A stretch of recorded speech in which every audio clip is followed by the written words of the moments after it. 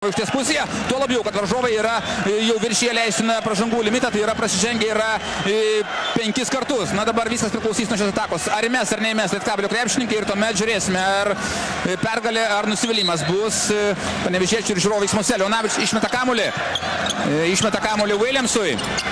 Šis su kamuoliu meta. Taruolis meta ir pataiko! Pataiko Taruolis! Su pergalė Melis Partieras kanalo žiūrovai, su pergalė Ignas Grinevičius, kuris sėdi šalia manęs, džiaugiasi visi panevėžiečiai. Fantastika Melis Partieras kanalo žiūrovai.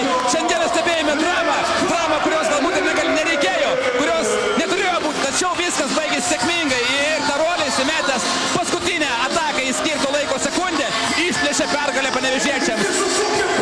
90-89, toks yra galutinis rezultatas ir vis dėlto daug nervų kainavusios rungtynės baigėsi sėkmingai.